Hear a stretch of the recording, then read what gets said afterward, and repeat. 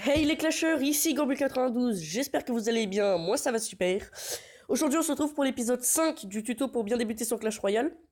Donc il n'y a pas beaucoup de changements depuis la dernière fois, même aucun, parce que j'ai pas pu jouer ce week-end, donc je vous avais dit que je serai à Arène 2 pour la prochaine vidéo, mais je peux pas parce que j'ai pas pu jouer ce week-end, donc je serai à Arène 2 pour la prochaine vidéo. Donc là, on va parler, dans cette vidéo, le thème ça va être comment bien utiliser son élixir. Et puis c'est tout, donc là on va ouvrir les coffres. Donc je commence par le coffre en argent parce que c'est le coffre le plus nul on va dire, qui sert le moins. On n'a même pas de rare alors que dans les coffres gratuits on peut en avoir. Plus 20 or, une flèche, un gobelin, ouais bon c'est les coffres gratuits, hein, c'est pas les coffres... hein. 2 gemmes, ça c'est cool, donc j'ai dû gemmer je vous rappelle la dernière fois pour un coffre. Donc là je vais démarrer un autre coffre, j'ai mon deck qui n'a pas changé de la dernière fois. Donc là je vais commencer une attaque en live. Non, je vais... Ouais, non. Ouah, je sais pas. Je vais... Donc je vais vous montrer... Je vais vous faire visionner une vidéo, un live, une attaque que j'avais fait. Je vais monter un peu le son quand même. Voilà. J'espère que c'est pas trop fort parce que dans les dernières vidéos c'était un peu fort. Donc on se retrouve contre Nats de Cardeal Commanda. Donc là il envoie son prince de niveau 1, j'envoie mes petits gobelins derrière lui, plus mes gobelins normaux, donc ça m'a coûté que 4 élixirs et lui ça lui a coûté 5 élixirs. Donc faut vraiment penser à ça. Et ensuite de l'autre côté il envoie un géant, que je vais pouvoir facilement contrer.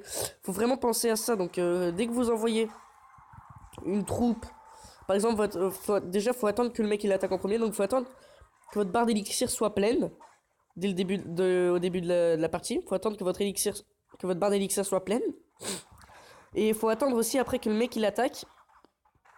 Car comme ça, bah, vous pourrez facilement le contrer. Par exemple, si vous envoie un géant, vous savez que qu'il a perdu 5 élixirs. Parce qu'il faut connaître vraiment l'élixir par cœur. Donc je commande pas trop la vidéo, je commande plus comment gérer son élixir. Par exemple, le mec vous envoie un géant. Vous savez que là, il lui reste plus que 5 d'élixir. Donc du coup, vous en profitez pour lui envoyer des petits gobelins. Parce qu'il va pas s'occuper de défendre. Les petits gobelins sont pas mal puissants. Donc ça permet de tuer le géant alors qu'il fait aucun dégât. Et donc du coup ça vous permet d'avoir plus d'élixir que lui pour contre-attaquer plus facilement. Il faut vraiment pas attendre avant d'envoyer une troupe de défense parce que sinon il peut regagner son élixir et ça peut vous être fatal. Donc là j'essaye de baisser un peu la vie de son prince, j'avais déjà fait une tour. Excusez-moi. Là il envoie un géant, je commence à me demander comment ça se fait qu'il ait autant d'élixir, donc j'ai pas trop géré mon élixir à la fin de l'attaque. Lui, il attendait vraiment de pouvoir placer des cartes, donc il se posait pas trop la question de soutenir le géant, plutôt d'envoyer des boules de feu comme ça. Donc du coup, je me suis dit qu'il avait plus son géant, plus sa boule de feu, donc il devrait lui rester 4 d'élixir. Donc là, il envoie son bombardier, j'envoie mon prince qui va vite finir son bombardier. Là, j'envoie mon prince, mon prince charge, il envoie ses flèches, pas très puissant. Donc il faut bien calculer son élixir, car faut pas attaquer en premier parce que imaginez, vous faites un combo, vous êtes en arène 3, moi je suis encore en arène 1, donc c'est pour ceux qui sont en arène 3 là.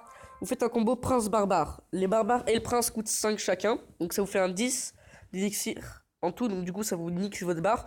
Et le mec contre-attaque par derrière, contre-attaque et vous défend même pas, vous défend un petit peu avec des petits gobelins, des trucs dans le genre, plus un bombardier. Vous aurez perdu tout votre élixir et lui il aura pas perdu beaucoup d'élixir pour qu'il puisse contre-attaquer ensuite. Il faut vraiment penser à ça, faut pas attaquer dès le début, il faut attendre que le mec attaque. Vous envoyez des troupes qui coûtent 2 par exemple, il faut toujours que ce que vous envoyez en défense soit moins cher que ce qu'il envoie en attaque. Par exemple, on va se remettre dans le contexte du géant, il envoie un géant, vous envoyez des petits gobelins. Si ça suffit pas, vous rajoutez une carte qui coûte 2 ou 1, parce qu'il faut pas que ça fasse 5 ou plus. C'est l'un des trucs basiques pour gérer son élixir. Donc là, je vous ai montré le replay. On va faire une attaque en live. Je vais vous montrer comment je gère mon élixir. Donc c'est parti, on va combat. J'ai mon deck principal. Je vous l'avais déjà montré dans la dernière vidéo. Donc on est contre Art1K du Kazakhstan. Donc il est kazakhstanais, je suppose. Donc là, comme je vous ai dit, on va attendre que ma barre d'élixir soit pleine. Donc je commence avec une main de départ, flèche, prince, gobelin, archer. Donc là, il attaque pas trop. S'il envoie une sorcière plus mini PK, oula, là ça va chier. Donc là j'envoie des trucs, ça coûte 9 d'élixir sa compo. Je vais envoyer ça en plus parce que là il a sa sorcière qui fait des dégâts de zone, donc ça risque de pas mal me fâcher. Là j'envoie un prince parce que lui, il a perdu pas mal d'élixir. plus des petits gobelins pour le soutenir. Hein. Les petits gobelins, vous pouvez aussi vous servir comme en truc de défense. Là, il a envoyé son armée de squelettes, plus il renvoie ses flèches. Bon, mon prince a pas servi à grand chose. Je vais envoyer mon mini PK en contre. Parce qu'il a envoyé son armée de squelettes. On va envoyer des petits gobelins. Avec. Ok, on fait pas mal de dégâts. Là, il envoie son mousquetaire. C'est parfait, les petits gobelins, parce que ils vont s'occuper sur le mousquetaire. Et puis, même si le mini PK va sur son mousquetaire. Voilà, bah voilà. Excusez-moi, je sais plus ce que je voulais dire. Donc là, je vais attendre un peu que ma barre se remplisse. Là, quand vous voyez que votre carte que vous voulez utiliser va arriver, vous envoyez votre carte qui coûte le moins cher dessus et ensuite vous envoyez votre carte qui coûte... Et merde. Ah, on va faire ça, voilà. Parce qu'il faut vraiment que la sorcière meure. Voilà. Ouais, la sorcière fait pas masse de dégâts non plus. Ouais, par contre, ça va faire mal. Il joue plutôt bien. Il a plutôt un deck squelette avec la sorcière et ensuite... il me fait bien chier, lui. Si j'avais mes flèches, ça pourrait être utile. Là, il va me faire des dégâts. Avec sa sorcière. Oh, il va avoir son mini PK en plus. Oh là là. Faire ça, il joue très très bien, franchement. Son mini PK va me mettre des coups. Donc là, il envoie un mini PK, plus ensuite il envoie une sorcière. Même avec Sudden Death, je pense pas qu'il ait un gros truc pour me contrer. Putain! Je vais jamais pouvoir attaquer. Bon, je vais envoyer ça. Je vais envoyer ça ensuite, histoire que ça finisse bien comme il faut. Ça, je vais envoyer des petites flèches. Hop. Là, je vais un peu envoyer tout ce que j'ai. Là, il a plus beaucoup de cartes pour défendre, vous voyez. Donc, du coup, on a plus d'élixir que lui. Je vais renvoyer un prince. Ça va faire 2 princes sur lui. Il va un peu chier. On peut se chier dessus, là. En plus, on envoie un mini PK. Là, il doit vraiment avoir un peu peur. Je le gère pas mal. Là, il envoie son armée de squelettes. C'est plutôt bien joué. On va envoyer un petit bomber.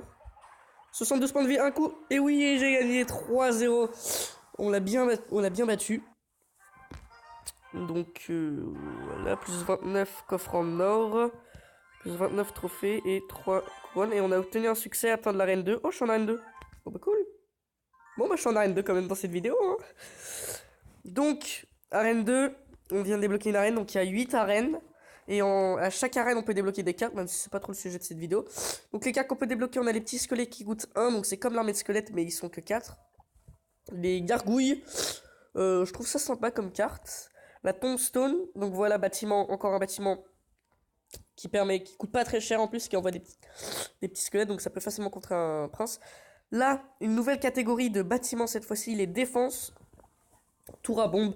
C'est un bâtiment défensif qui est équipé d'un bombardier, donc il envoie des bombes. Donc c'est un nouveau type de bâtiment épique. On a le squelette géant qui met une bombe quand il meurt. Et puis le ballon qui fait très très mal, aussi mal qu'un mini PK.